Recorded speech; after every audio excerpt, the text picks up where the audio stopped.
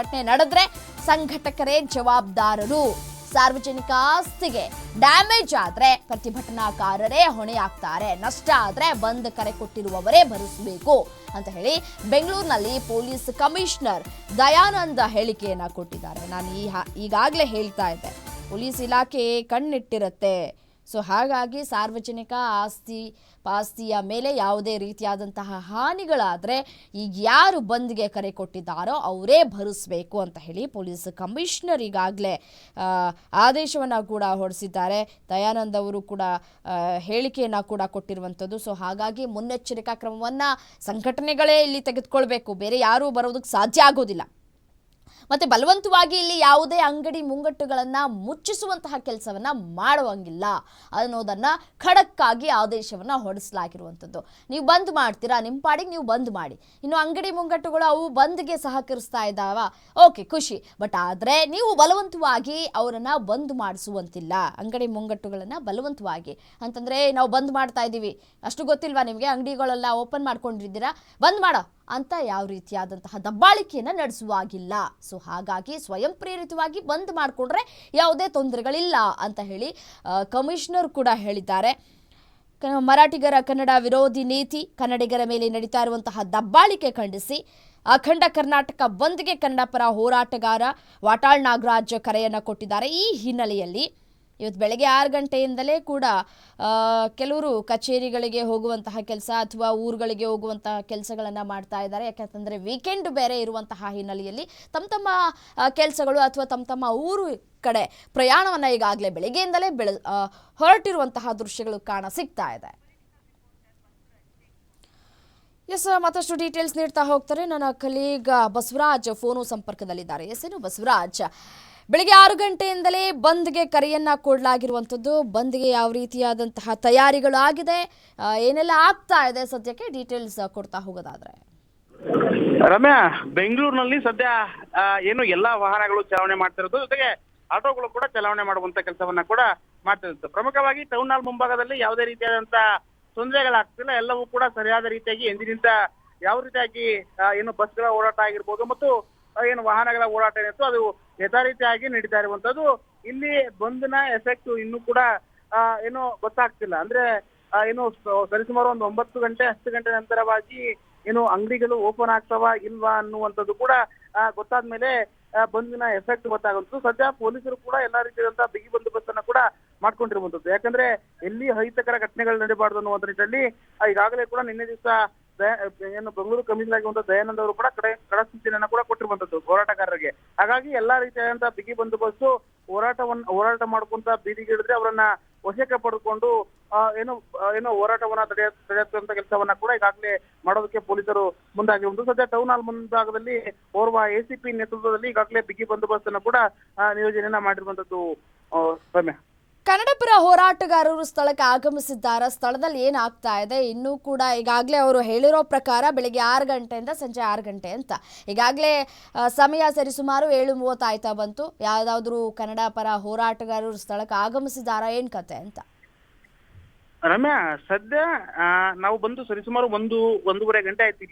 ಇಲ್ಲಿವರೆಗಾದ್ರೂ ಕೂಡ ಯಾವುದೇ ರೀತಿಯಾದಂತ ಓರ್ವ ಕನ್ನಡ ಪರ ಹೋರಾಟಗಾರರಾಗಿರ್ಬೋದು, ಬಾವುಟವನ್ನ ಹಿಡ್ಕೊಂಡಾಗಿರ್ಬೋದು, ಘೋಷಣೆ ಕೂಗುತ್ತಾ ಆಗಿರ್ಬೋದು, ಯಾರು ಕೂಡ ಇಲ್ಲಿಗೆ ಆಗಮಿಸಿಲ್ಲ.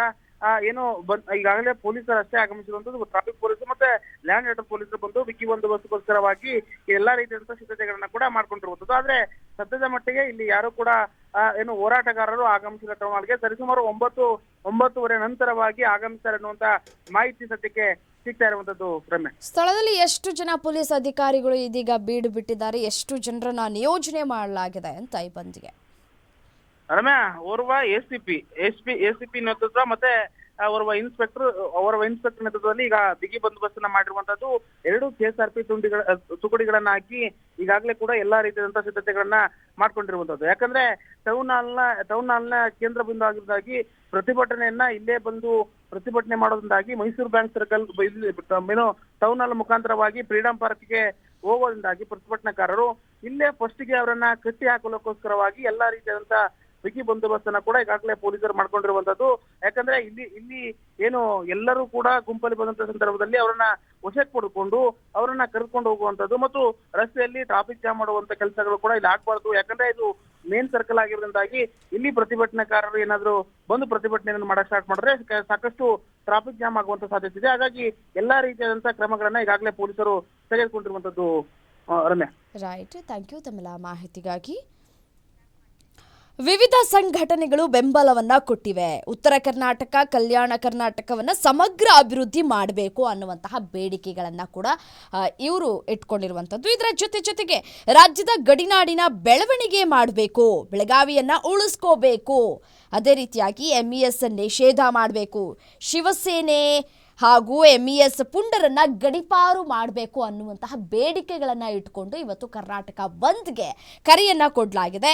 ಮೇಕೆದಾಟು ಯೋಜನೆ ಆಗಲೇಬೇಕು, ಮೆಟ್ರೋ ದರ ಇಳಿಕೆ ಮಾಡಬೇಕು ಮತ್ತು ಮೆಟ್ರೋದಲ್ಲಿ ಕನ್ನಡಿಗರಿಗೆ ಉದ್ಯೋಗ ನೀಡಬೇಕು ಎಂಬ ಬೇಡಿಕೆಗಳ ಆಗ್ರಹಗಳು ಇಲ್ಲಿ ಕೇಳಿ ಬರ್ತಾ ಇದೆ. ಆಕ್ಚುಲಾಗಿ ಹೇಳಬೇಕು ಅಂತಂದ್ರೆ ಯಾವ ಒಂದು ವಿಚಾರದ ಮೇಲೆ ಈ ಸಂಘಟನೆಗಳು ಬಂದ್ಗೆ ಕರೆ ಕೊಟ್ಟಿದ್ದಾವೆ ಅನ್ನೋದು ಅವರಲ್ಲೇ ಒಂದು ಕಡೆ ಕನ್ಫರ್ಮೇಷನ್ ಇಲ್ಲ. ಸೊ ಹಾಗಾಗಿ ಇಷ್ಟೆಲ್ಲವೂ ಕೂಡ ಅಂತಂದರೆ ಶಿವಸೇನೆಯನ್ನ ಗಡಿಪಾರು ಮಾಡಬೇಕು, MES ಅನ್ನ ಗಡಿಪಾರು ಮಾಡಬೇಕು, ಪುಂಡ್ರು ಯಾರಿದ್ದಾರೆ ಅವರೆಲ್ಲರನ್ನೂ ಕೂಡ ಗಡಿಪಾರು ಮಾಡಬೇಕು ಅಂತ ಹೇಳ್ತಾರೆ.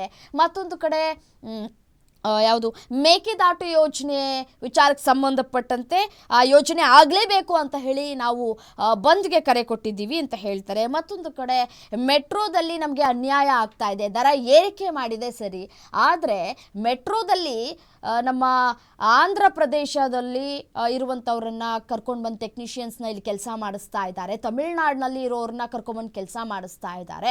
ಕರ್ನಾಟಕದಲ್ಲಿ ಕೆಲಸ ಮಾಡೋರು ಯಾರು ಇಲ್ವಾ? ಕರ್ನಾಟಕದವರು ಯೋಗ್ಯರಲ್ವಾ? ಕನ್ನಡ ಮಾತನಾಡುವಂತಹ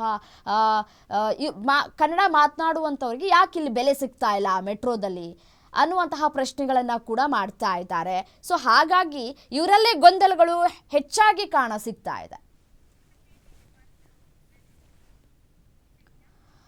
ಮತ್ತೊಂದು ಕಡೆ ಚಿತ್ರದುರ್ಗದಲ್ಲಿ ಎಂದಿನಂತೆ ಬಸ್ ಆಟೋ ಸಂಚಾರಗಳು ಕೂಡ ಆಗ್ತಾ ಇದೆ. ಕೋಟೆನಾಡಲ್ಲಿ ಕರ್ನಾಟಕದ ಬಂದ್ ಬಿಸಿ ತಟ್ತಾ ಇಲ್ಲ. ಎಂದಿನಂತೆ KSRTC ಖಾಸಗಿ ಬಸ್ಗಳು ಓಡಾಟವನ್ನ ಮಾಡ್ತಾ ಇದ್ದಾವೆ. ಮಾರ್ಕೆಟ್ಗಳು ಕೂಡ ಓಪನ್ ಆಗಿವೆ. ಖರೀದಿಯಲ್ಲಿ ಜನರು ಕೂಡ ಬ್ಯುಸಿಯಾಗಿದ್ದಾರೆ. ಚಿತ್ರದುರ್ಗದಲ್ಲಿ ಎಂದಿನಂತೆ ಜನಜೀವನ ಆರಂಭ ಆಗಿದೆ. ಕೋಟೆನಾಡಿನಲ್ಲಿ ಯಾವುದೇ ರೀತಿಯಾದಂತಹ ಬಂದ್ಗೆ ಪ್ರತಿಕ್ರಿಯೆಗಳು ವ್ಯಕ್ತವಾಗ್ತಾ ಇಲ್ಲ. ಎಂದಿನಂತೆ ತಮ್ಮ ಕೆಲಸ ಕಾರ್ಯಗಳಲ್ಲಿ ಬ್ಯುಸಿ ಆಗಿಬಿಟ್ಟಿದ್ದಾರೆ ಜನರು. ಇವತ್ತು ಬಂದ ಹೌದಾ ಅನ್ನುವಂತಹ ಪ್ರಶ್ನೆಗಳು ಕೂಡ ಅಲ್ಲಿ ಉದ್ಭವ ಆಗ್ತಾ ಇರುವಂಥದ್ದು. ಸೊ ಹಾಗಾಗಿ ಬಂದ್ಗೆ ಯಾವುದೇ ರೀತಿಯಾದಂತಹ ಪ್ರತಿಕ್ರಿಯೆಗಳು ಕೂಡ ಚಿತ್ರದುರ್ಗದಲ್ಲಿ ವ್ಯಕ್ತವಾಗ್ತಾ ಇಲ್ಲ.